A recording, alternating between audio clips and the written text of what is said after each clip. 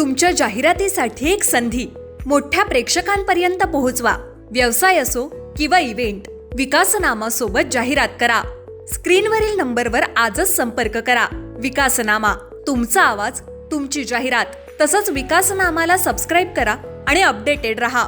सगळ्या परीक्षा पद्धतीमध्ये मोठ्या प्रमाणात घोळ आहे आणि हा घोळ वेगवेगळ्या सर्व प्रकरणाच्या माध्यमातून हा उघड झालेला आहे. आणि या प्रकरणाचा आता याचं सोल्युशन काय, तर यातून ही परीक्षा ऑफलाईन ठेवावी, पारदर्शक पद्धतीने ठेवावी. तिथे यायचा आणि इतर सगळ्या सर्व्हिलन्सचा उपयोग घेण्यात यावा आणि या परीक्षा ज्या आहेत या ऑफलाईन पद्धतीने ताबडतोब करून ही संपूर्ण प्रक्रिया पारदर्शक ठेवावी. ही असणारी काँग्रेस पक्षाची, विद्यार्थ्यांची आणि एकंदरीत या सर्व गोळाच्या अनुषंगानं ही आपल्या देशाची मागणी आहे. तर या जवळपास 4 दिवस उलटलेले आहेत. कोणताही प्रशासकीय अधिकारी किंवा कोणताही कर्मचारी या ठिकाणी आलेला नाही, भेटले नाही.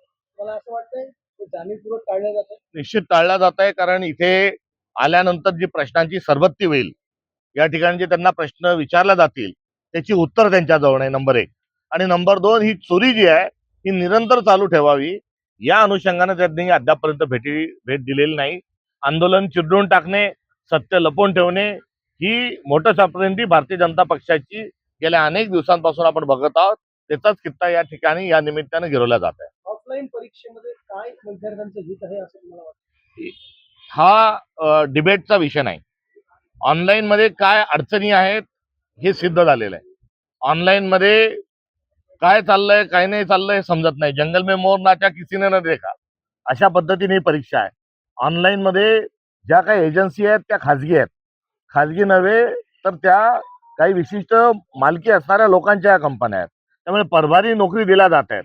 जे 25-25, 50-50 लाख घेऊन परभारे ऑर्डर दिल्या जात असल्याची देखील फार मोठ्या प्रमाणावर तक्रारी आहे. त्यामुळे या कंपनी ज्या आहेत या खाजगी आहेत. याच्यावर कोणताही लक्ष नाही. यांच्यावर सरकारचा कोणताही संबंध नाही. यामध्ये माहितीच्या अधिकाराच्या अनुषंगानं काही यात समजत नाही. पारदर्शकता यामध्ये नाही.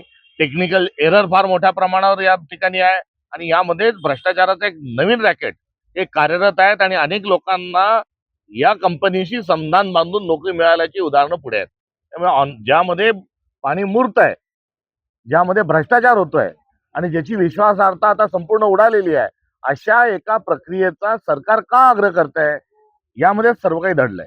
या सगळ्या प्रकरणामध्ये आता सरकारमध्ये काही अलबेल नसलेलं चित्र समोर येते. सत्ताधारी भारतीय जनता पार्टीमध्ये मुख्यमंत्री बदलाचे वारे आता आहेत. ज्या पद्धतीने आपण बघत असाल, मुख्यमंत्री बदला नका बदलू, एकनाथ शिंदेना करा, बावनकुळेंना करा, का अजून काही गुजरात मधून एखादा माणूस आणून करा, का उत्तर प्रदेश मधून आणून करा, का अजून कुठे काय मोदी साहेब इकडे तिकडे विदेशात फिरतात तिकडून आणून कोणाला करायचं असेल ते करा. तो त्यांचा अंतर्गत प्रश्न आहे. मोठं मॅन्डेट त्यांना मिळालंय. मात्र ही परीक्षा पद्धत बदला हीच या निमित्तानं आमची त्यांच्याकडून अपेक्षा आहे. सिद्धिविनायक मंदिरामध्ये घोटाळ्याची चौकशी होईल, घोटाळा झाला असा आरोप केला. नाही, आरोप जो असेल तर आरोपाची चौकशी करा. आरोपाचा पार्श्वभूमी काय, राम मंदिरातल्या झालेल्या आरोपाच्या अनुषंगानं. आता सिद्धिविनायकची जर आपल्याला मंदिरातल्या भ्रष्टाचाराची आठवण येत असेल तर हा कुठेतरी मूळ मुद्दा लपवण्यातला हा प्रकार आहे. आणि जो मूळ मुद्दा आहे त्या मूळ मुद्द्यामध्ये कुठलीही नैतिक जबाबदारी स्वीकारायला तयार नाही. उठसूट मन की बात आणि उठसूट राष्ट्र को संबोधन जे पंतप्रधान आपले करतात ते कुठे हरवले आहेत. त्यांना एकदा राम मंदिराच्या अनुषंगानं मन की बात करा म्हणा. त्यांना एकदा राम मंदिराच्या अनुषंगानं तिथलं ऑडिट करा म्हणा. कारण माहितीच्या अधिकारापासून राम मंदिराला मुक्त कोणी केलं? पंतप्रधान नरेंद्र मोदींनी. विश्वस्त मंडळ कोणी नेमलं? पंतप्रधान नरेंद्र मोदींनी. त्याचे अध्यक्ष, उपाध्यक्ष, त्याचे सचिव सरचिटणीस कोणी केले? नरेंद्र मोदींनी. भूमिपूजन कोणी केलं? नरेंद्र मोदींनी. त्याचं प्राणप्रतिष्ठा कोणी केली? नरेंद्र मोदींनी. आता त्याचं उत्तर कोणी दिलं पाहिजे? नरेंद्र मोदींनी. आता उत्तर आणि चोरीच्या संदर्भामध्ये ते बोलायला तयार नाही. मुंह में राम बगल में चुरी असं आम्ही त्यांना म्हणत होतो. तर आता मुंह में राम बगल में नथुराम हा त्यांचा प्रकार या आधीच सिद्ध झालेला आहे. आणि महात्मा गांधींनी जसं हे राम त्यांच्या खुनानंतर म्हटलं होतं तशी आता हे राम म्हणण्याची वेळ भारतीय नागरिकांवर आलेली आहे. चौकशी व्हायची असेल तर मग नुसते बघून घेणंच म्हणत नाही आहेत. तर बघून घेण्याची त्यांची जी भाषा आहे ती त्या ज्या पक्षाच्या पठडीतून तयार झाले तिथली भाषा आहे. त्यांच्या पक्षातून या बघून घेऊच्या भाषानं काही लोकांचं, त्यांच्या नेत्यांचं निधन झालंय. ज्यामध्ये श्यामाचरण मुखर्जी जे आहेत यांचा एक मृत्यू झालाय. त्यानंतर दीनदयाल उपाध्याय यांचा पण एक मृत्यू झालाय. हरेन पांड्या यांचाही मृत्यू झालाय. त्यामुळे बगुनगींच्या संदर्भामध्ये या तिघांपासून जे शिकले आहेत तीच भाषा आता ही विरोधकांवर ते वापरत आहेत. आणि ही भाषा वापरत असताना एकीकडे संपवण्याची, जीवे मारण्याची कदाचित ते धमकी देत असताना दुसऱ्या बाजूला ते शब्द कोणते वापरतात आहे, तो मोहाडीत मारील, थोबाड, थोबाड, कुत्रा, भाडेगे टट्टू, अशा रूपात मुख्यमंत्री वापरतात. नळाचं पाणी नाही आहे, पान टकरीवर खर्रा घोट एखादा टपोरी माणूस बोलत नाही. ते अशा पद्धतीची भाषा जर मुख्यमंत्री बोलत असेल तर उभ्या महाराष्ट्राचं दुर्दैव आहे. नागपूरमध्ये उद्धव ठाकरे हरकत नाही, ती चौकशी झालीच पाहिजे. आणि तिथले सीसीटीव्ही, तिथलं सगळं एकंदरीत कारभार हा कुठे जर त्यामध्ये पाणी मुरलं असेल, जिरलं असेल तर तशा पद्धतीने चौकशी व्हायला काही हरकत नाही. मात्र मूळ मुद्दा जो आहे तो मूळ मुद्दा रामाच्या मंदिरामध्ये अयोध्येला झालेली चोरी आणि त्या निमित्तानं भारतीय जनता पक्षाने साधलेली चुप्पी. चंपकराय नावाचा एक जो आका आहे तो भाजपचाही आका होऊन बसलाय, RSSचाही आका होऊन बसलाय आणि तो काही कोणाला बदत नाही. त्यामुळे तिथल्या सिंधी समाजाच्या ज्या 200 किलोच्या चोरी गेलेल्या विटा असतील किंवा राम आंदोलनाच्या निमित्तानं 1400 कोटी रुपयाची जी वर्गणी असेल, ज्या देणग्या असतील त्या असतील, कुठे सोन्या चांदीचे दागिने आहेत, कुठे हिरेजडित मुकुट आहेत, एवढंच नाही तर रामचरित मानसदे आहेत, ते देखील चोरी गेल्याच्या ज्या घटना आहेत, या सर्व प्रकरणाच्या संदर्भात अद्याप काही होत नाही. हा मूळ मुद्दा आहे. SIT नावाची एक अत्यंत कुचकामी किंबहुना एक तोतयाही त्याला म्हटलं तर चुकीचं ठरणार नाही अशी एक कमिटी बसवली आहे. त्या कमिटीत कोण आहे तर स्थानिक तिथलेच जे IAS अधिकारी जे आहेत, IAS आणि IPS एक अधिकारी त्यात नेमलेला आहे. म्हणजे करायचं काहीच नाही, वरकरणी एक गोंडस नाव द्यायचं SITचं. मात्र भ्रष्टाचाराला संरक्षण देण्याच्या अनुषंगानं त्या ठिकाणी ती SIT केली आहे. 15 दिवसाची वेळ झाली होती, ती केव्हाच एव्हाना निघून गेली आहे.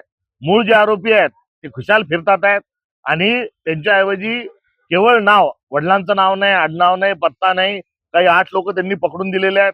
जे चंपकरायवर जे आरोप झाला आणि त्या इतर लोकांवर झाला, त्यांनी राजीनामे दिले, त्यांचे राजीनामे त्या पदाचे स्वीकारले, मात्र विश्वस्त मंडळात कायम आहेत.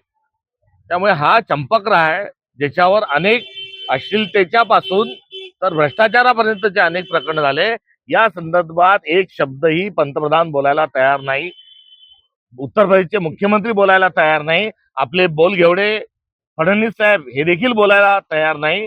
त्यामुळे या संदर्भात रामाच्या मंदिरात चोरी करणारी जी जमात आहे, जिचा पर्दाफाश झालाय, यांना आता प्रायश्चित्त म्हणून आता एक कोणची अग्निपरीक्षा देणार आहे हा खरा मूळ प्रश्न आहे.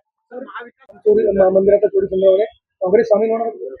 काँग्रेसचे आंदोलन हे महाराष्ट्रभरात सुरू आहे. काँग्रेसने काळाराम मंदिरात आंदोलन केलं, रामटेकच्या राम मंदिरात आम्ही करतो. रघुपती राघव राजाराम ही भूमिका आमची होती. भारताच्या संविधानामध्ये राम, लक्ष्मण आणि सीता लंका विजयानंतरचं चित्र आहे. भारताच्या संविधानामध्ये अंतर्भाव हा काँग्रेसच्या काळामध्ये झाला होता.